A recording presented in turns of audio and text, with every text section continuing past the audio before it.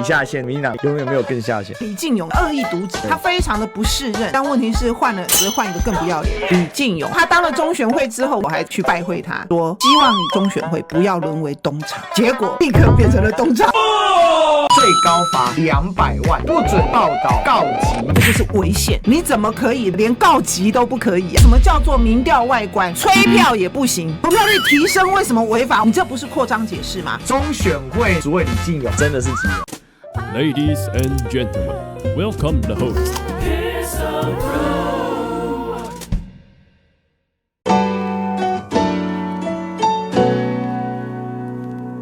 民进党永远不会让我们失望，每天都有让我们吐血的事。中选会主委李进勇发了一个气扑扑的申告，不准随便报道告急，大罢免倒数10天，超严规定，最高罚200万。李进勇说，具有民调外观个案若涉及数据推估席次变动等内容，就会依据具体事证判断是否违规。告不告急不知道，但李进勇肯定要乱告。管他急不急，我看他们家急了，真的是急了。很明显，他认为如果你打告急牌，就是要催投票率，所以他要阻止你催投票率这件事情。李进勇他当了中选会之后，我还去拜会他，当面说希望你中选会不要沦为东厂，结果就立刻变成了东厂。李进勇这恶意渎职，他非常的不适任，但问题是换了只会换一个更不要脸的，搞不好换郑运鹏。要比下线，民进党永远没有更下线。我们的选罢法只有规定不可以公布民调，你怎么可以连告急都不可以啊？什么叫做民调外观？譬如说我将去台东站台，我根本没有看过台东的任何民调，但是我们觉得他特别需要帮忙的原因，是因为长期对政治生态的理解，这样也不能讲吗？这样也违反吗？催票也不行。那请问一下，鼓励大家踊跃投票，这样算不算告急？算不算催票？投票率提升为什么违法？违反哪个法律？难道我要叫大家不要去投吗？第二个，他其实意思就是说，反罢免的人不能讲啦，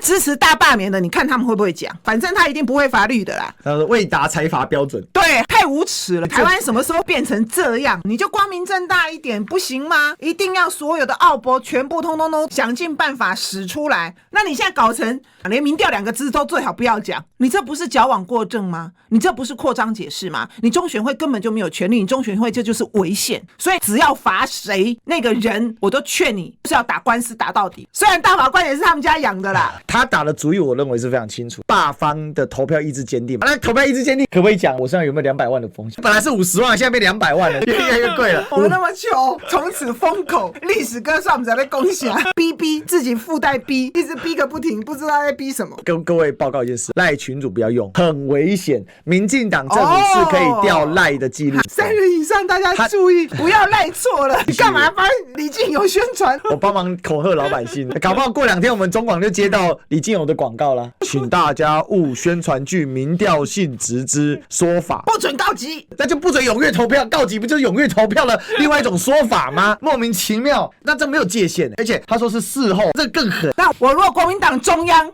开选举对策委员会，超过3个人来开会，我连内部开会都不能讲吗？对，超过3个人就算公共场合了。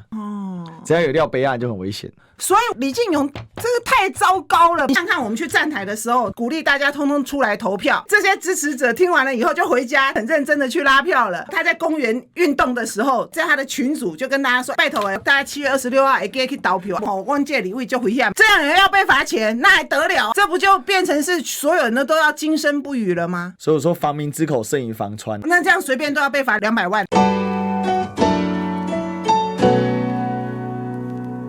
那如果照这个规矩，自由时报可能要率先被罚，因为自由时报发了一篇726罢免决战倒数10天，国民党前操盘手称这几席不乐观。姐，我有个疑问了，如果我一念自由时报报道，是罚自由时报还是罚我啊？这样子问我当然讲自由时报，拜托吧，我是害死你，我变成证人了，你懂吗？还有像国民党文传会主委林宽裕说，多数民意反罢免，那这个也不行的。多数民意这4个字可能有危险，但是这是不合理的，民意跟民调不一样，好吗？所以这一篇如果一个罚点罚200万。完这个要罚1200万，因为涂全集、叶元之、黄建斌、郑正乾、台北5席，再加上他引用林宽裕的说法，他林宽裕罚200万，历史哥可能要罚200万，郑丽文听到罚200万，听到没有要罚这太荒谬了。可是这事情，我认为对于在野党以后修法，关于这些事情可能都要纳入考量。这次真的非常过分。对，法律规定我说实在的已经够清楚了，它已经是非常不当的扩大解释，但是它就是要造成寒蝉效应，弱化你最后这10天的宣传跟催票的力道，所以真的是其心可诛。那姐，你觉得李金勇今天这么激进的做法，民进党高层一定有下令，重点就是不让国民党告急啦，要阻却投票率的上升？他正好证明了这个就是一个投票率的比赛。那这样讨论算不算违法？投票率本身也是一种民调指标。他的解释已经让你不知道什么可以什么不可以。立法委员在质询台上面有言论免责权，他们应该在质询台上面好好的修理一下李进勇，问清楚什么可以讲，什么不能讲，不然你随时都会踩你的红线。我在想，搞不好他今天开始就请假了，最后再问这个为什么是你来决定的？他是谁？他是天皇老子呀！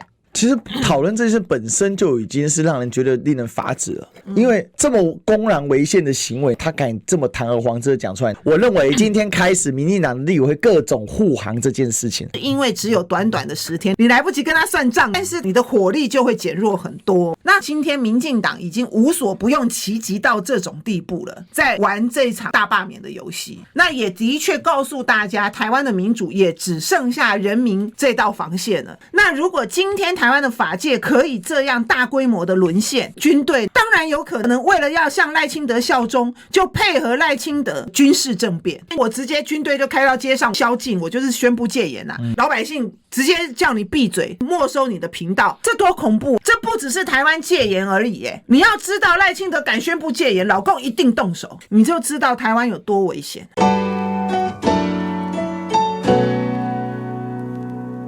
让我想到中选会已经沦为数位中介法的先行示范单位。其实数位中介法除了罚款之外，更另外一个强制力，可以没收你的发声的管道。他对平台就是罚款500万，很要命的。可是后来发现民进党更狠，他直接就把 Google 的台湾总监林进芳直接就抓进去全韧性委员会里面，关于数位韧性有8个还9个，代表说赖清德是非常想要钳制人民言论自由的。他讲不过人家，他理亏，他只有叫你闭嘴，不然他怎么办？问题是你媒体一面倒，完全不报道事实，三明治都是惯犯。在台湾为什么这么的割裂的原因，就是因为民进党支持者长期被洗脑、被毒害，这是台湾今天民主独立。但就算政党轮替之后，你还是面对这样言论生态，这才是台湾今天真正大的问题。那你今天网络开放了以后，会不会让他们的影响力大幅的下降？这就是为什么民进党早就开始花非常多的资源养网军的原因。所以长期用这种不对称的战争，让我觉得最痛心的，台湾没有办法判断是非，连赖清德身为总统国家使讲，他都敢公然的讲错误的讯息，所以民进党阵营你没有办法跟他理性的对话。这就是为什么今天台湾的民主几乎已经要病入膏肓了。你讲的确实是很现实的问题，因为以前从来没有人认为在几乎已经是毫无理由起诉的状态之下可以无限的延压，更何况他是个大咖，太离谱了。只有在老蒋戒严的时代才会发生的事情，蒋经国都不敢干这种事了，结果赖清德居然敢干这种事。那民进党之所以能够作妖，不就是因为这些媒体大亨整个涉入台湾内部的政治斗争，甚至于涉入民进党内部的派系斗争？什么海派怎么能够离谱到这种地步呢？所以台湾的媒体早就已经歪楼了，我们的民主早就已经命悬一线。还好我们现在还有国会多数。你看那个粉专的版主跟那一对情侣的女生到现在还被关着，你要叫他下架我都觉得很离谱，你居然还压他，该压的不去压。监狱已经爆满 N 年了，监狱的管理员也严重缺乏，所以这种人他要把他关进去干什么？真的会杀人的人不关不压，说气不气？我不奢求你赖清德提出什么牛肉了，问题是你连保护治安的基本功能你都荒废，那怎么行？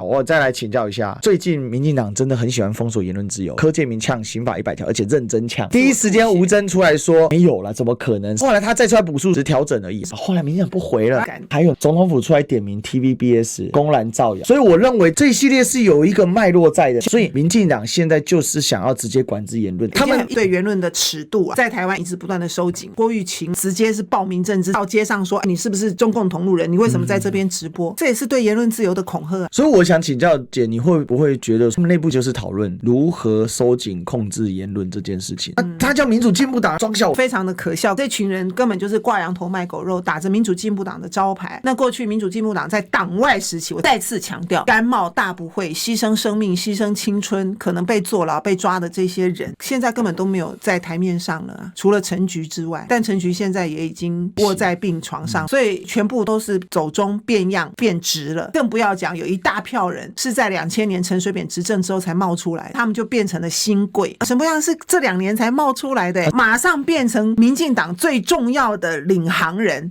凭什么？他对民主有什么任何的付出？通通都没有啊！那这样的人为什么连赖清德都要敬他3分？所以他一定后面有很大的大咖，不然他凭什么大把赚红钱被抓到了之后，民进党还继续百般维护他，还是代姐亲自维护他？但是当今天一个青鸟黑熊主导了整个民进党的论述跟走向，民进党的人还怕被他们出征，不是吗？整个民进党听谁的？整个民进党的操作为什么这么的走偏锋？为什么这么的极端？这是真正民进党的理念吗？这是民进党的初衷吗？早就不是啊！那这群人是从哪里冒出来的呢？而民进党里面完全没有可以矫枉归正的力量。如果你想要矫枉归正，你就被说是中共同路人，你就被踢出去。所以陈水扁也被出征，林濁水也被出征，所以陈水扁就只好乖乖表态，我支持大罢免大成功。那如果连陈水扁都屈服于这些人的淫威之下，你就知道台湾的民主是如何的被严重的扭曲了。我最可怕的是看到后面那一层脉络，是民进党现在党内的集体共识，就是要对所有的反对意见全部进行严加管制。